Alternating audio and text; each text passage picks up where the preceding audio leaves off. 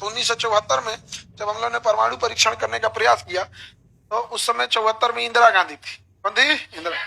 एक तो सफल नहीं हुआ, दूसरा पूरी दुनिया हम लोग पे प्रतिबंध लगा दिया कि इसको यूरेनियम में मत दो, इसको यूरेनियम मत दो। यूरेनियम इनरिच करना बड़ा मुश्किल होता है, तो उसका यूरेनियम इनरिचमेंट बड़ी झमेला का चीज है। तो भारत धीरे धीरे धीरे धीरे यूरेनियम इनरिचमेंट करना चालू कर दिया। अब परमाणु बम बनाया कैसे जाए, तो इसके लिए एपीजे अब्दुल कलाम को अटल बिहारी वाजपेयी ने सारी जिम्मेदारी दिया, कहा कि आप परमाणु बम बनाइए। एपीजे अब्दुल कलाम इसमें लग गए, परमाणु बम बनाने में लग गए। पूरी वैज्ञानिकों की टीम पूरा फुल टू कमर कस के रेडी हो गया परमाणु बम बनाने के लिए, और सारा तैयारियां 5 साल से चल रही थी और सब बन के रेडी हो गया। परीक्षण करना था।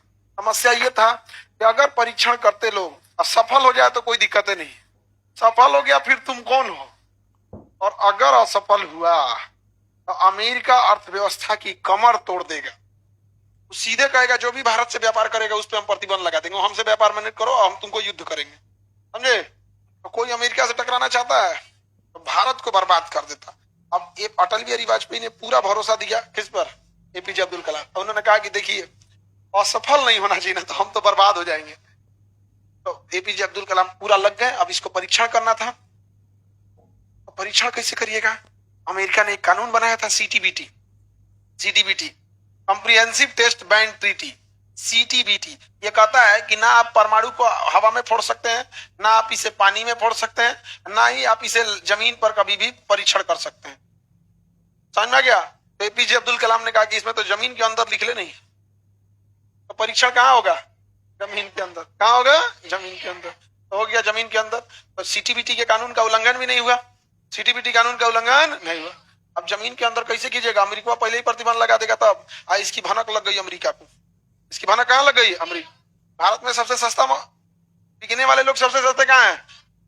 भारत में। अब भनक लग गई, और ये भनक लग गई तो ये बात अब्दुल कलाम को पता चल गई। तो एपीजे अब्दुल कलाम ने कहा कि आप कहिए कि पोखरण में सेना आ रही है। पोखरण में कौन आ रही है? सेना अपना युद्ध अभ्यास करने आ रही है। कहां पर? पोखरण में। सेना क्या करने आ रही है? युद्ध अभ्यास। तो यहाँ पोखरण में सेना को भेजा गया, और सेना नहीं थी वो। सेना की वर्दी में सारे साइंटिस्ट थे सब, और पूरी पुलिस और सेना बाहर लगा दी गई कि अंदर सेना का परीक्षण हो रहा है, युद्ध अभ्यास चल रहा है। तो सेना वैज्ञानिक बंदूक लेके घूमते थे सब सेना की वर्दी में। उतना तो लोग को परेड वरेड आता नहीं है भाई, सेना का परेड अलग लेवल का होता है। एक पैर उठाएगा तो सब उठाएंगे। इन लोग को उतना थोड़े आ रहा था, लेकिन हाँ पूरा ड्रिल चल रहा था। दूर से लोगों को लग रहा था कि भाई सेना ही है। समझ में नहीं गया, किसी को जाने नहीं दिया गया। ये लोग सारा काम करने लगे। अमेरिका को जब भनक लगा ना, तो सैटेलाइट छोड़ दिया ऊपर, वो पूरा सैटेलाइट से निगरानी करने लगा। लेकिन एपीजे अब्दुल कलाम थारे वैज्ञानिक, उन्होंने पूरा कैलकुलेशन करके बताया कि सैटेलाइट जब पोखरण से ऊपर से गुजरता है तो पूरे पृथ्वी का चक्कर लगा के जब आता है तो 1.5 घंटा समय लगता है। तो उन्होंने कहा कि जो काम करना है 1.5 घंटे के बीच में, इसी 1.5 घंटे के बीच में सारा काम करते थे लोग। और लास्ट में जब 15 मिनट बचता था तो सायरन बजता था, सारी चीजें वैसे ही लाइन से कर दो, और फिर आ जाते थे लोग कैंप में। सेना वैसे ही होते लगता था। अमेरिका को डाउट हो गया, फिर टाइम 1.5 घंटा से घटा के आधा घंटा पे ला दिया था। टाइमिंग जो था ना 1.5 घंटा से घटा कितना ला दिया। बहुत दिक्कत था यहाँ पर, लेकिन ये वैज्ञानिक लोग ने भी पूरी डिसाइड कर दी थी। अंततः जब जब ये हो गया कि परीक्षण करना है, इन्होंने ना बोरिक एसिड मंगाना चालू किया। क्योंकि जब परमाणु परीक्षण होगा ना, उसका जो रेडिएशन होगा उसको सोखना जरूरी नहीं, तो बहुत लोग मर जाएंगे। उसको सोखने के लिए ना चारों ओर बोरिक एसिड छिड़क दिया जाता। बोरिक एसिड क्या करता? सोख लेता। जब भारत ने ऑर्डर किया ना बोरिक एसिड, या फिर जब सप्लाई आने लगी बोरिक एसिड, तो अमेरिका के जासूसों को पता था कि अगर परमाणु से परीक्षण से कोई मामला होगा तो बोरिक एसिड का डिमांड बढ़ेगा। तो हम तुरंत समझ जाएंगे। इन लोगों ने क्या किया ना कि जिस दिन परीक्षण करना था उसके 1 दिन जस्ट पहले पूरा ले आया लोग। अब तुम जानिए क्या कर लोगे अगले दिन यहाँ पर। तो धीरे धीरे इस चीज को दबा दिया गया, और जैसे उसका सैटेलाइट गया सारे लोग रेडी थे। सारे लोग रेडी थे। 11 मई 1998, 11 मई 1998। जिनको साउंड प्रॉब्लम है वो रिज्वाइन कर लो। 11 मई 1998। अब जब यहां परीक्षण करना था तो जैसे ही सैटेलाइट गुजरा, एपीजे अब्दुल कलाम ने आदेश दिया कि परमाणु परीक्षण किया जाए। पूरा परमाणु परीक्षण किए, सैटेलाइट गुजरा, ब्लास्ट हो गया। इतना बड़ा ब्लास्ट हुआ, पृथ्वी धंस गई उतना एरिया में। जितना में वो गांव बसल होता है ना, उतना में जमीन धंस गया नीचे। सोचिए कितना मेहनत हो गया। जेसीबी कितना पावरफुल होता है, एगो पोखरा खोलने में उसका 20 दिन लगेगा, वो छोटा सा पोखरा खोलने में उसको लगेगा। वो पूरा गांव का गांव धंस गया नीचे, और जो मरुस्थली था उसके बाद जो बवंडर उठा पूरा धुआं धुआं हो गया। सेटेलाइटवा आए, अब तो क्या किया जाए क्या किया जाए। तो एपीजे अब्दुल कलाम ने तुरंत अटल बिहारी वाजपेयी को बताया कि आप मौसम विभाग को आप बोलिए, हम नहीं, आप बोलिए कि रेगिस्तान में तूफान चला हुआ है, रेगिस्तान में सैंड ड्यून उठ गए हैं सब, यहाँ पे लोग अपने घरों से ना निकले, मौसम बहुत खराब है। अब्दुल कलाम उन्होंने कहा कि आप बोल दीजिए पास में, तो हम बोलेंगे तो डाउट हो जाएगा ना कि क्या कर रहे हैं यहाँ। तो अटल बिहारी हो उनको लगा कि भैया वो एपीजे अब्दुल कलाम थोड़े थे, तो फौजी बन के थे यहाँ पे, तो कहेंगे हम बोलेंगे डाउट हो जाएगा ना, आप सीधे बोलिए मौसम विभाग को। मौसम विभाग ने कह दिया कि पूरा आंधी उठा हुआ है। सेटेलाइट वाला लौट के आया, देखा कि जो पूरा धुआं धुआं भइले यहाँ पे। तब तक भारत में हर न्यूज पे चलने लगा कि रेगिस्तान में तूफान आ रहे हैं, ये आ रहा है, वो आ रहा है। अमेरिका को लगा हो सकता है आया होगा।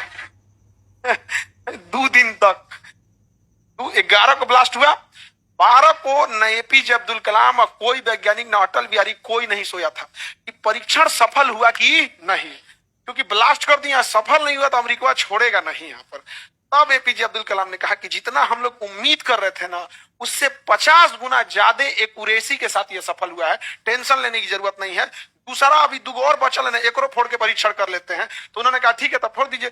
13 तारीख को, कितने तारीख को, 13, एगो 11 को हुआ, एगो 13 को। तो एपीजे अब्दुल कलाम ने कहा सैटेलाइट आए अच्छा भाड़ में जाए, सफल हो गया है अपना पहला मॉडल, उसका मॉडल रेडी है, सारा भेज दिया गया कि अगर बाई दी ब्लास्ट हो या कुछ भी, इसका मॉडल कहाँ कहाँ पहुंचाना है सीक्रेट जगह पे कि दोबारा बनाया जाएगा। और 13 मई को खुलेआम फोड़ दिया गया। लेकिन मेन डर कौन था यार, अगर सफल नहीं होता तो यहाँ पे एकदम सीक्रेट रखा गया, किसी को नहीं। अटल बिहारी वाजपेयी और एपीजे अब्दुल कलाम, तो एपीजे अब्दुल कलाम ने कहा था कि देखिए हम तो कोई राजनेता नहीं है, ना ही हमको कोई देश में राजनीति करनी है, आपकी जवाबदेही बनेगी। तो जो हम काम कर रहे हैं ये टॉप सीक्रेट रहना चाहिए, आप ये किसी को बताइएगा नहीं। अब्दुल कलाम ने किसे बोला था? अटल बिहारी वाजपेयी ने कहा कि आप निश्चिंत रहिए, ये बात हमारे और आपके बीच ही रहेगी, क्योंकि हम दोनों ही कुंवारे हैं। परमाणु परीक्षण हो गया, 13 तारीख को अमेरिका देख लिया। 13 तारीख को अमेरिका ने कहा कि 13 तारीख को भारत ने जो कृत्य किया है हम उसकी निंदा करते हैं, अमेरिका इसका जवाब देगा। तो भारत ने कहा कि वो 11 तारीख को था, वो आपको हवा नहीं लगा है 11 तारीख वाला, कि 13 तारीख को सेकंड चरण में था। घनघोर बेइज्जती हुआ अमेरिका का कि चचुरा तुम अपना CIA लगाया था, नासा लगाया था, सेटेलाइट लगाया था, जासूस लगाया था, सब लगाया था, तुम्हारे नाक के नीचे से हुए एपीजे अब्दुल कलाम, अटल बिहारी वाजपेयी जैसे बूढ़े 2 लोगों की जोड़ी ने पूरा परमाणु परीक्षण कर दिया। तो दोनों लोग एकदम देश के लिए सब कुछ समर्पित करके चले गए। अब अमेरिका ने एपीजे अब्दुल कलाम पे प्रतिबंध लगा दिया। एपीजे अब्दुल कलाम बाहर में 17 प्रतिबंध, हमको अपने देश से मतलब है, देश के लिए कर दिया। अब्दुल कलाम चले गए अपना तमिलनाडु पढ़ाने लगे, अपने पठन पाठन में लग गए। अब अमेरिका अटल बिहारी वाजपेयी को धमकी देने लगा कि भारत को कभी भी अमेरिका मान्यता नहीं देगा, भारत को कभी भी अमेरिका यह बात नहीं स्वीकार करेगा कि भारत के पास परमाणु बम है, हम इसकी मान्यता नहीं देंगे। अटल बिहारी वाजपेयी बड़ा कड़क मिजाज के थे और बड़ा सभ्य राजनीति करते थे। वो विपक्ष को विपक्ष समझते थे, आज विपक्ष को दुश्मन समझा जाता है। राजनीति का स्तर बदल गया है यहाँ, समझा गया कि नहीं गया? उन्होंने कहा था कि जो चीज हमारे पास है उसके लिए हमें किसी के प्रमाण की आवश्यकता नहीं है, और अगर किसी को लगता है कि हमारे पास परमाणु बम नहीं है तो आ लेना, फरिया लेने से ज्यादा नहीं था। हम लोग ने परमाणु परीक्षण कर दिया और तुरी का 10-15 अगले महीने पाकिस्तानों परीक्षण कर लिया। उहो चोरवा डरे नहीं फोड़ रहा था कि अमेरिका बर्बाद कर देगा। भारत फोड़ा ना तो उसको हिम्मत आया, अब भारत पे प्रतिबंध लगा, अब भारत को देखा देखी वो फोड़ दिया।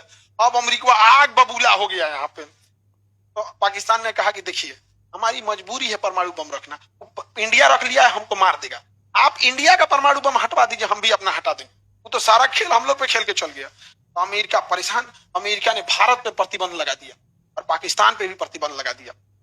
दोनों की अर्थव्यवस्था तबाह हो गई। लेकिन हमारी अर्थव्यवस्था को विदेशों में काम कर रहे मजदूरों ने बचा लिया। इस देश को बचाने वाले मजदूर थे 1998 में अरब में, सऊदी अरब, ओमान, UAE, कतर, इतना भारत से इतने लोग वहां काम करते हैं कि वो लोग कमा कमा के पैसा भेज रहे थे। अब भारत की अर्थव्यवस्था जैसे तैसे घींच घाच के चल रही थी वहां पर, क्योंकि अमेरिका ने क्या लगा दिया था? प्रतिबंध। लेकिन पाकिस्तान के लोग में तो पैसा नहीं आ रहा था। एगो तो इसकी इकोनॉमी अपने चौपट, उसपे से इसके देश में रहने वाले बदतमीज, नहीं समझ में गया?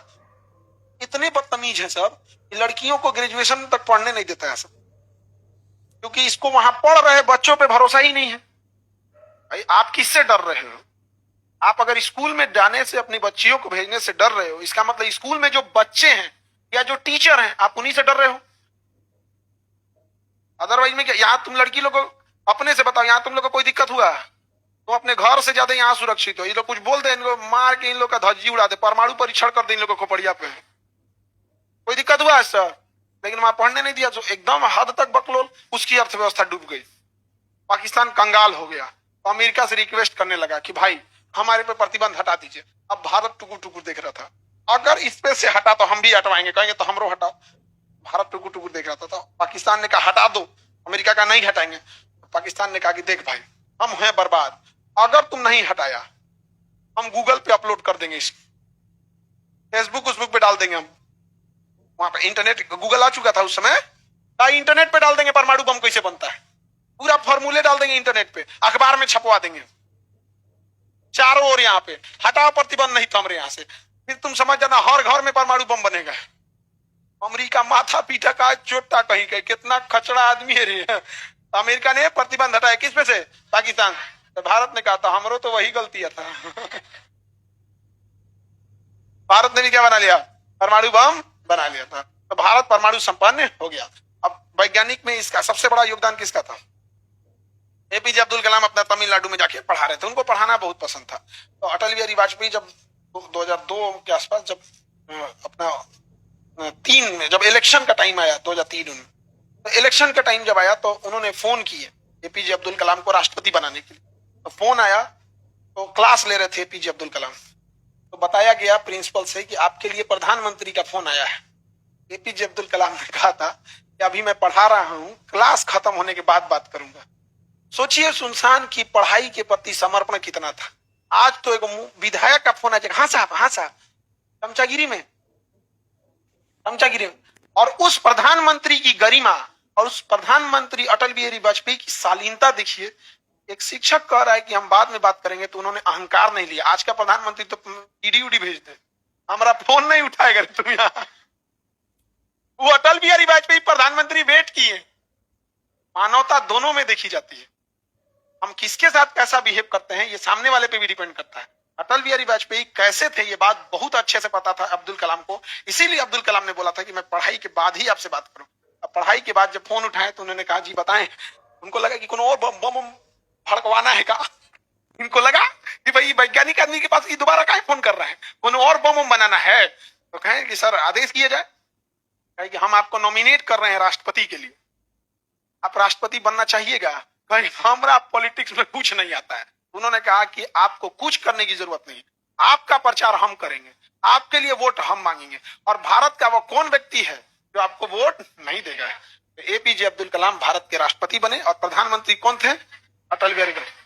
वो उस समय आजाद भारत का सबसे स्वर्णिम समय था, जब दिल्ली के रायसीना की पहाड़ी पर एक और एपीजे अब्दुल कलाम जैसा योग्य राष्ट्रपति और एक और अटल बिहारी वाजपेयी जैसा योग्य प्रधानमंत्री, एक और राष्ट्रपति एक और प्रधानमंत्री, या दो ऐसे लोग थे यहाँ पर। उसके बाद तो अब राजनीति एकदम दुश्मनी में बदल गई है। राजनीति दुश्मनी में बदल गई, एकदम आलोचना नहीं कर सकते, अलग टाइप का है। यहाँ पर आप थोड़ा सा कुछ बोलिएगा, आपको लोग सीधे सवाल उठाने लगेंगे। जेन्युइन देखिए, आपने गलत सवाल किया, आप पे सवाल उठना चाहिए, लेकिन आपको खराब लग गया, सवाल सही था, इस पे सवाल उठा देंगे, ये तो गलत है। जैसे जीएसटी कम किया गया, जीएसटी बढ़ाया कौन था? जीएसटी कम किया गया अच्छी बात है, लेकिन ये जीएसटी अब थोपा कौन था?